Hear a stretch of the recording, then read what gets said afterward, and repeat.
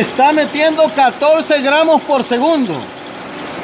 La presión de carga 112 kilopascal, un poquito arriba de la presión atmosférica, señores. La presión atmosférica es de 101.3 kilopascales.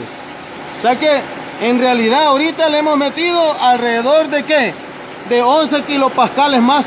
Eso sería la presión que está metiendo, que está trabajando el turbo. O sea, el turbo está trabajando. En PSI hay que convertirlo, ¿verdad? Ok, ya lo vamos a hacer. El cargador VGT está a 70 grados, 70%. El máximo es 100%, el mínimo 40%. Y está un volumen de corrección de ralentí de 2.42 milímetros cúbicos. Voy a acelerar.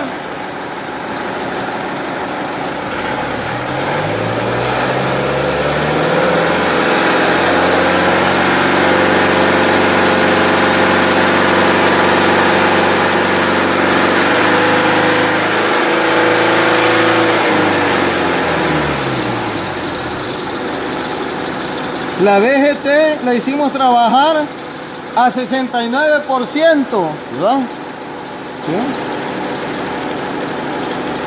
¿Sí? Y llegó a 130 kilopascales. Significa, de 112 a 130, él metió 28 kilopascales. Si no me equivoco, eso es alrededor de 4 PSI. ¿No? Dividan, por favor. Dividan 28, perdón, 100, ¿cuánto dijimos?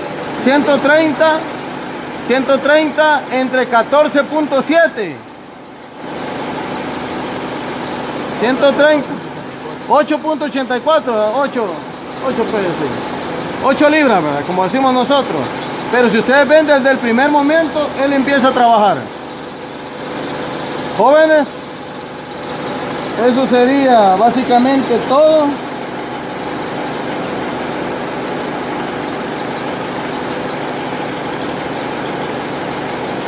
Lo voy a apagar, señor. Ok. Eso sería todo con respecto al turbo, ¿verdad? Y a los sistemas que hemos estado viendo. ¿Qué significa? Miren, eso hay que aprendérselo un poquito, ¿verdad? Cuando el motor está apagado, la presión del MAP, en este caso, lo que mide la presión del turbo, vamos a estar midiendo 101 kilopascal, porque esa es la presión atmosférica. Ya arrancado nos dio, ¿cuánto les dije? 112. 14, ¿no? ¿Sí? O sea que ya arrancado el turbo, trabajando a un promedio de 40-70% la VGT, él tenía aproximadamente 11 kilopascales más. Ya lo aceleré a 3000, donde se escuchó el ruido. Entonces él empezó a trabajar un poco más la VGT. ¿Y qué es lo que sucedió? Me marcó 130 kilopascales. Si usted hace la cuenta en PSI, ¿sí? Un bar equivale a tener 14.7, pero es igual a 101, perdón, kilopascales. Si yo hago las conversiones respectivas, ahí puedo encontrar en libras, porque es lo que nosotros los salvadoreños nos preguntan, mire, ¿de cuántas libras es este turbo? Cuando dicen libras le están preguntando los PSI, pero dije al inicio, como esto es un motor asiático y ellos trabajan con sistema internacional, no vamos a ver ni valores de bar, ni valores de PSI. Me dio megapascales, porque aquí me da kilopascal y allá me da megapascales. Es lógico, ¿eh? Kilopascales, 1000 pascales. Allá es 1.000.000 de pascales, los megapascales. Entonces, como la presión de riel es elevadísima, 20.000, 30.000 PSI en el riel, señores. Estos sistemas yo no puedo llegar con un manómetro a medirlo, pues así simplemente. Si antes teníamos manómetros de 15.000 PSI aquí. Entonces, lo que quiero que les quede claro es que el turbo te puede a ti, el escáner te puede dar presión absoluta o presión atmosférica. Entonces aquí el escáner me está dando presiones absolutas. ¿Cuáles presiones? El turbo, si yo pongo un manómetro, me va a marcar 8 y algo, digámoslo así, va, en alta. Más la presión atmosférica, los 14.7 y ahí encuentro yo el valor en PSI. Pero esos 28 no son del turbo. Los 8 son de él, 14.7 no son de él.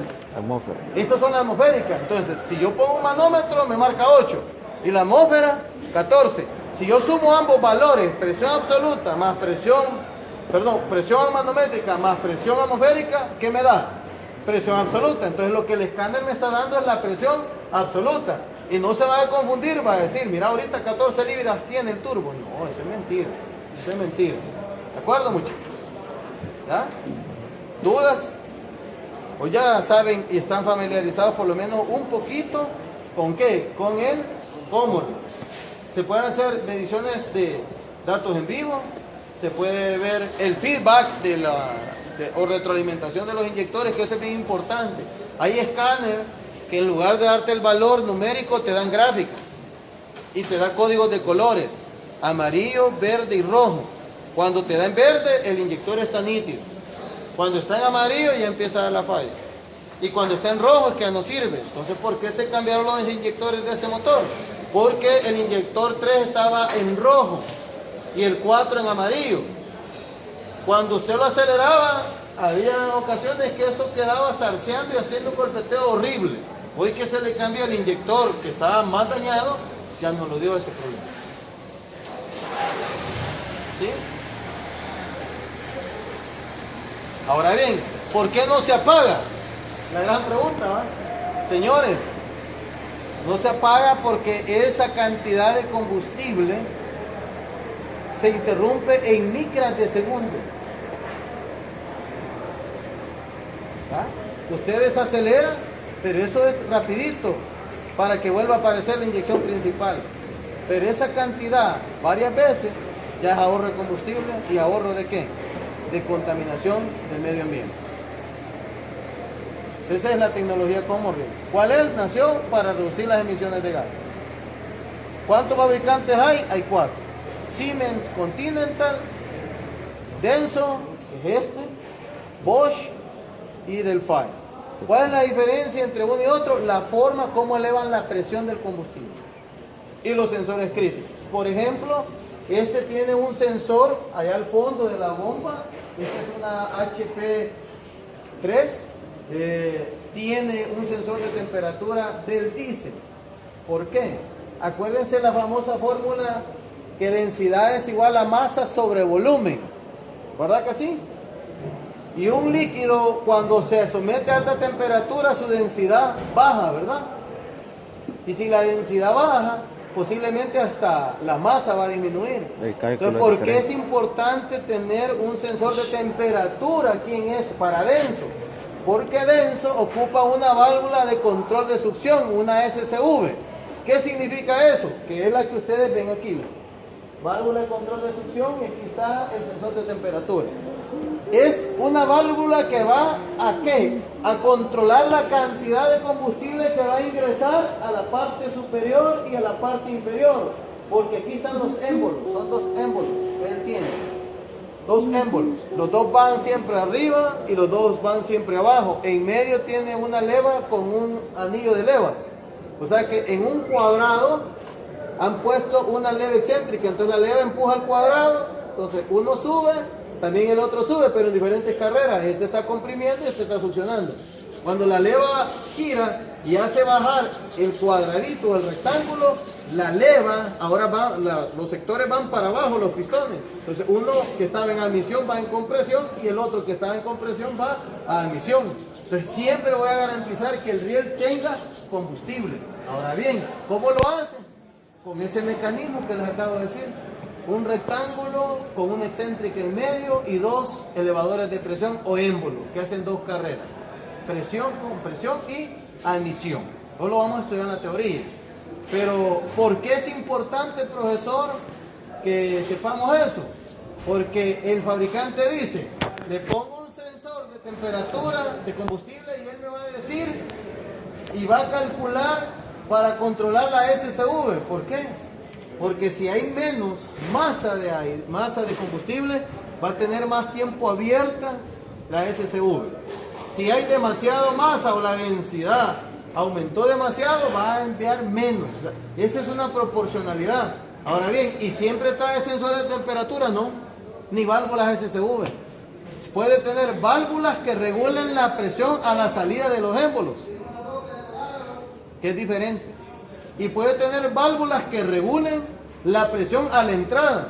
Esta no es una válvula reguladora de presión, esta es una válvula reguladora de caudal de combustible, o sea, volumen. Los que están a la salida serían válvulas de control de regulación de presión. Y puede tener una válvula de regulación anterior en lugar de una SSV, pero ¿de quién va a depender? Del fabricante. Entonces, dependiendo del fabricante, va a ser así la cantidad de sensores nuevos que va a tener. Un Delphi no necesariamente va a tener un sensor de temperatura, de combustible. ¿Por qué? Porque ocupa una válvula reguladora de presión a la salida. Entonces, ¿de qué depende o cuál es la diferencia entre los sistemas por constructor? La manera como ellos elevan la presión. La presión, controlando succión o regulando presión a la salida o a la entrada. ¿Y cuántos elementos tenga? Hay unos que tienen 2, 3 y hasta 4 elementos que elevan la presión. Y ahí todo es parecido. Hay un riel, hay un sensor que mide la presión del riel, pero el otro elemento importante aquí es el inyector. El inyector, señor, puede ser de dos tipos: piezoeléctrico, ¿sí? Y puede ser inductivo o bobinado. Si es bobinado, le mido resistencia. Es bien baja la resistencia. Es bien baja la resistencia. No llega ni siquiera a 20 ohmios. Es bien bajito. Va a andar entre 8, 7, 2, ahí va a depender. 2.5, por lo general el denso creo que anda entre 2 y 2.5. Pero los piezoeléctricos también se les puede medir resistencia. Algunos sí y algunos no. Las tecnologías antiguas no les medían resistencia, pero las nuevas sí. Y la resistencia de ellos anda arriba de 200 ohmios. ¿Para qué es eso, señores? ¿Por qué esa tecnología? Es sencillo, miren. Estos inyectores, había gente que se atrevía a desconectarlos funcionando, como estamos acostumbrados, ¿verdad? Desconectarse el inyector a gasolina a ver qué sucede. Entonces ellos creían que podían hacer lo mismo y empezaban a dañar los elementos, hacían cortos. Lo que sucede que en los piezoeléctricos, cuando la gente, como no sabía qué tipo era, llegaba, lo desconectaba y dañaba elementos electrónicos. Porque esos inyectores trabajan con cortos. ¿Qué es eso, profesor? La computadora va a hacer un cortocircuito para que él tenga un voltaje y se eleve una presión sobre un material piezoeléctrico que sería cuarzo, para abrir válvulas, liberar presión. ¿Sí?